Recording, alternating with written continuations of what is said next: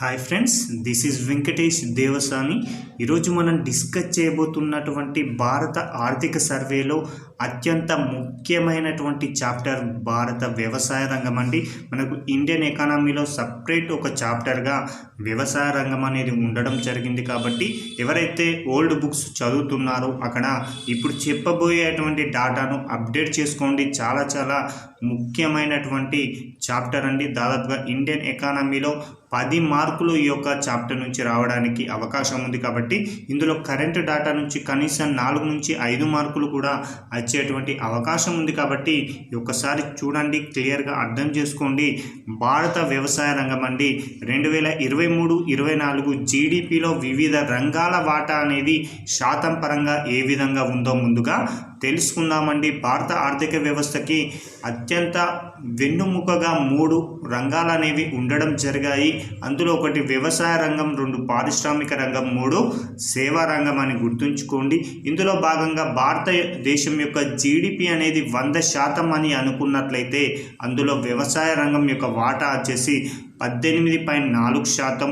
అదేవిధంగా పారిశ్రామిక రంగం యొక్క వాటా వచ్చేసి 28.3%. అదేవిధంగా సేవా రంగం యొక్క వాటా వచ్చేసి 53.3% అని గుర్తుంచుకోండి. ఇవన్నీ కూడా మనం డిస్కస్ చేస్తుంది జీడిపి అని గుర్తుంచుకోండి. జీడిపి అంటే గ్రాస్ డొమెస్టిక్ ప్రొడక్ట్ అండి. ఇది భారతదేశం యొక్క ఒక సంవత్సర కాలంలో ఒక ప్రాంతంలో ఉత్పత్తి అయిన అంతిమ వస్తు సేవల విలువల మొత్తం అని మనం గతంలోనే చెప్పుకున్నాం.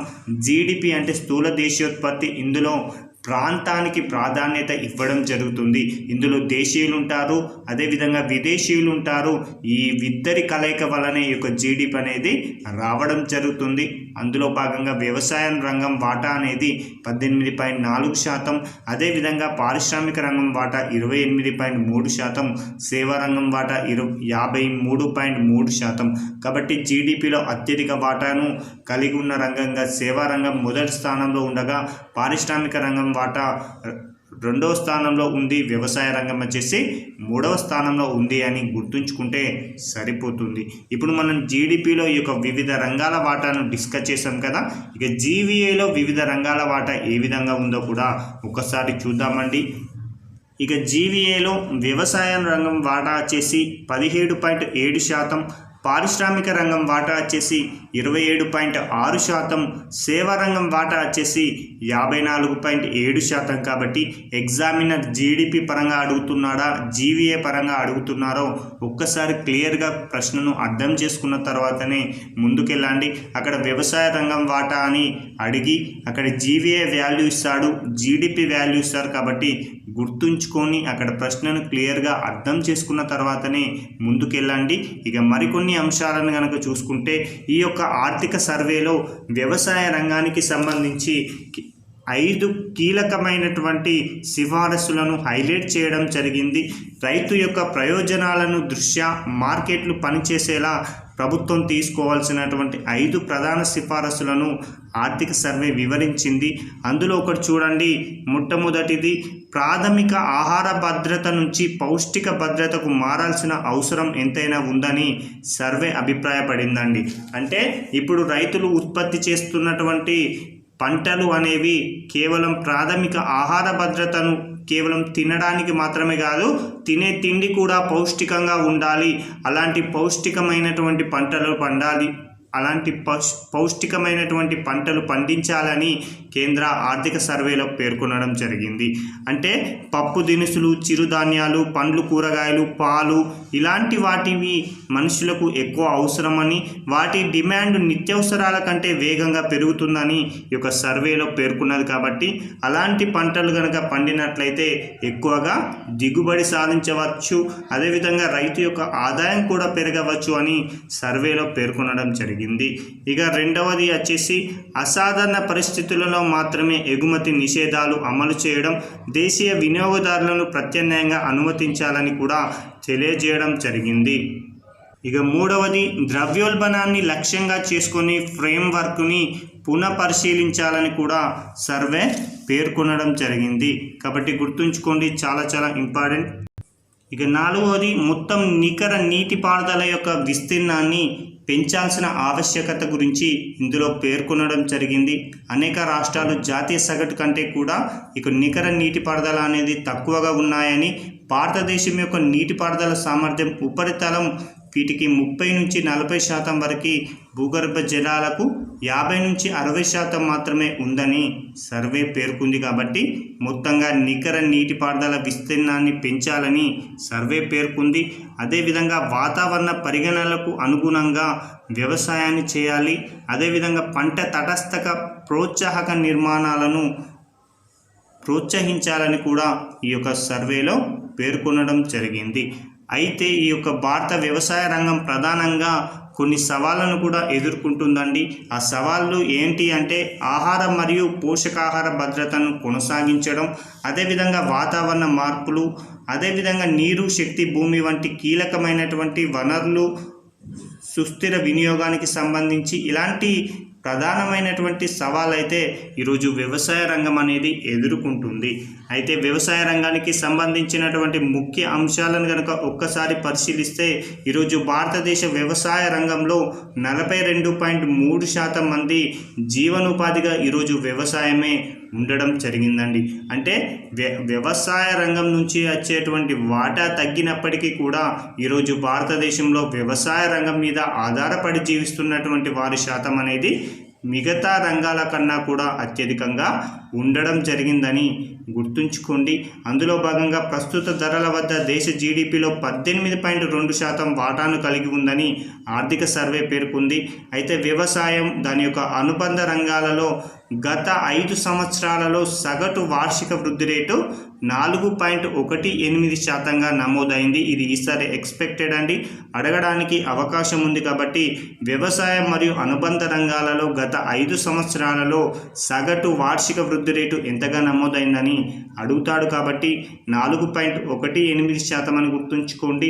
అదేవిధంగా 2023-24 సంవత్సరానికి సంబంధించి వ్యవసాయ రంగం యొక్క వృద్ధి రేట్ అంత అని కూడా అడగడానికి అవకాశం ఉంది. కాబట్టి 1.4 అండి, ఓకేనా.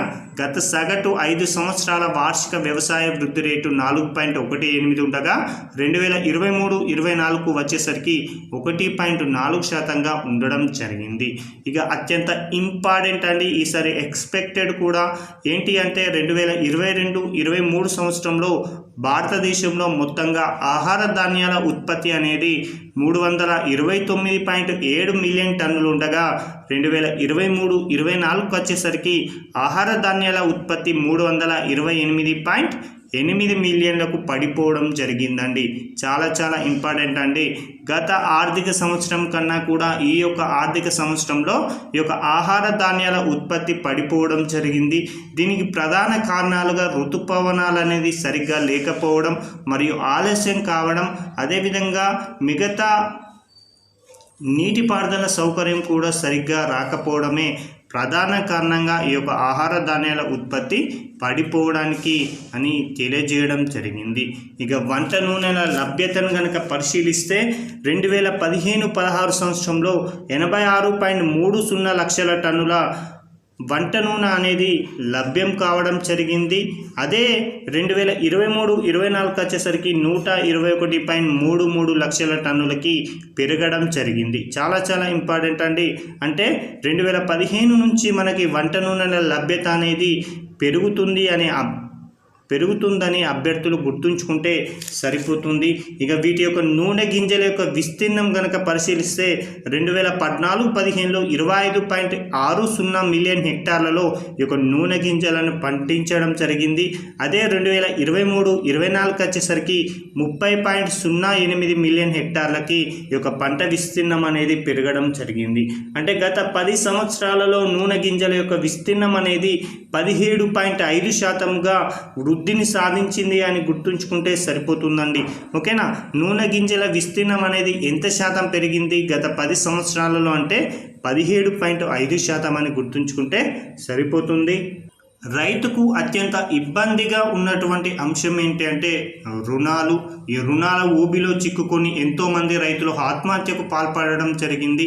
అయితే ఈ రుణాల గురించి 2023-24 ఆర్థిక సర్వేలో ఏమని పేర్కొన్నారంటే 2024 జనవరి నాటికి వ్యవసాయ రంగ అభివృద్ధి కోసం రైతులకి మొత్తంగా 22.84 లక్షల కోట్ల రుణాలను ఇచ్చామని కేంద్ర ప్రభుత్వం తెలియచేయడం జరిగింది. ఇందులో పంట యొక్క స్వల్పకాలిక రుణాలు వచ్చేసి 13.67 లక్షల కోట్లు కాగా టర్మ్ రుణాలు వచ్చేసి 9.17 లక్షల కోట్లు అని గుర్తుంచుకోండి. చాలా ఇంపార్టెంట్ అండి. 2024 జనవరి నాటికి రైతులకు అందించినటువంటి మొత్తం రుణాలు ఎంత అని డైరెక్ట్ ప్రశ్న రావచ్చు. కాబట్టి 22.84 లక్షల కోట్లు అండి. అయితే ఈ రుణాలు అనేవి 2 రకాలు ఉంటాయండి. ఒకటి సంస్థాగత రుణాలు, మరొకటి సంస్థాగతేతర రుణాలు లేదా సంస్థాయేతర రుణాలని పిలవడం జరుగుతుంది. సంస్థాగత రుణాలంటే బ్యాంకులు, అదేవిధంగా వివిధ సహకార సంస్థల అనేవి యొక్క సంస్థాగత రుణాలు అనేవి అందించడం జరుగుతుంది. అయితే సంస్థాగతేతర రుణాలలో ఎవరు వస్తారంటే వడ్డీ వ్యాపారులు, భూస్వాములు, ఫ్రెండ్స్, బంధువులు వీరందరూ కూడా సంస్థాగతేతర రుణాల కిందికి రావడం జరుగుతుంది.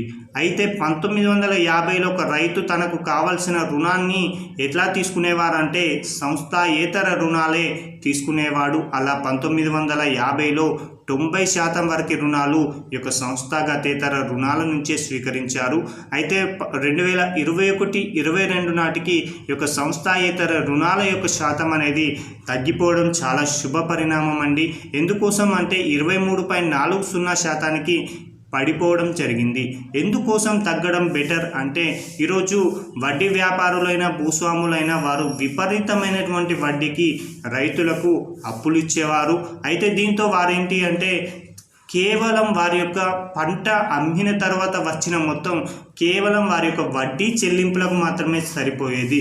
దీంతో రైతు మళ్ళీ పంట కోసం మళ్ళీ అతని వద్దే అప్పు తీసుకొని అతనికి ఒక బానిసగా అతని వద్దనే ఉండి చివరికి అతని యొక్క పొలాన్ని కూడా కోల్పోవాల్సిన పరిస్థితి ఉండేది.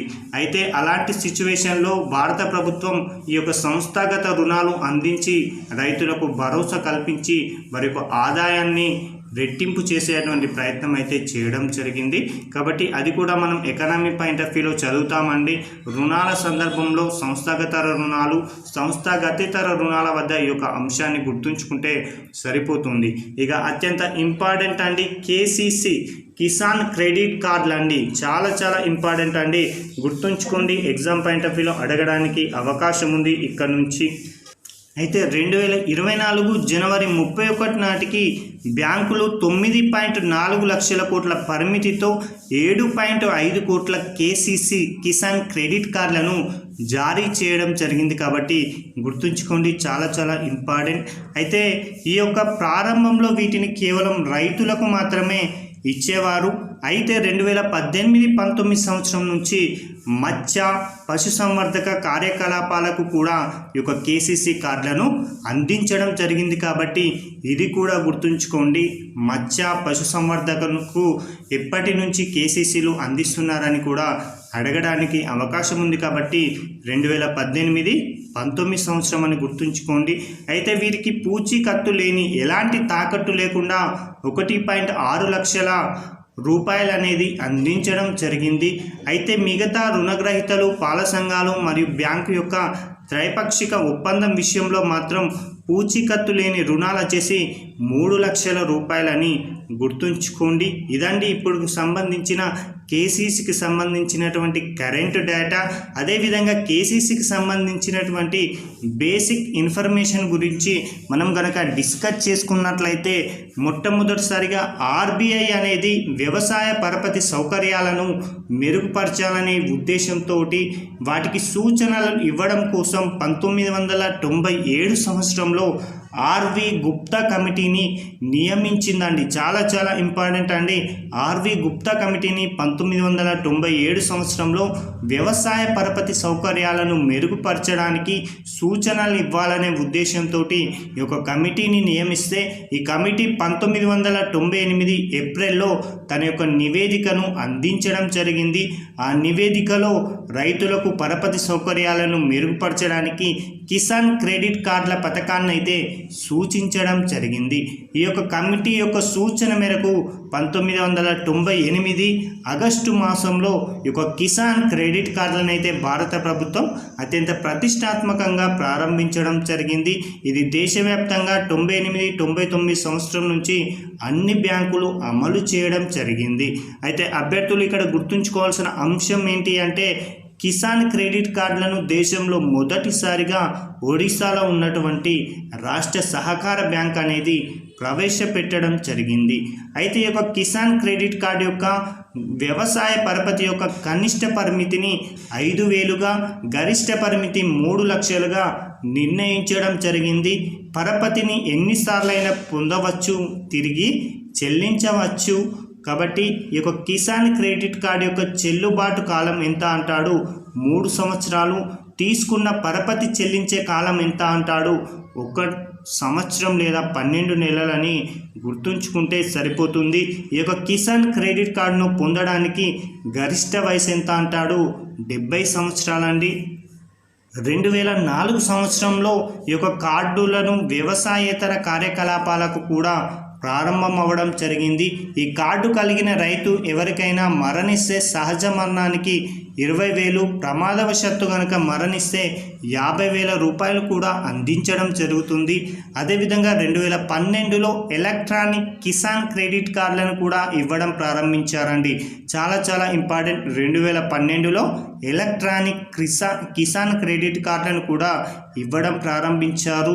2018-19 నుంచి మత్స్య పశుసంవర్ధక రైతులకు కూడా ఇక కేసీసీలను జారీ చేయడం జరిగింది. ఇదండి ఈ రోజుకు సంబంధించినటువంటి కిసాన్ క్రెడిట్ కార్డుల పైన ఎగ్జామినర్ ప్రశ్న అడుగుతాడు కాబట్టి దీనికి సంబంధించి ఇన్డెప్త్గా ఇక్కడ చెప్పడం జరిగింది. ఇక మరొక వీడియోలో మరికొన్ని అంశాలను కనుక డిస్కస్ చేసుకుంటే మనకు వ్యవసాయ రంగం అనేటువంటి చాప్టర్ పూర్తి కావడం జరుగుతుంది. Thank you.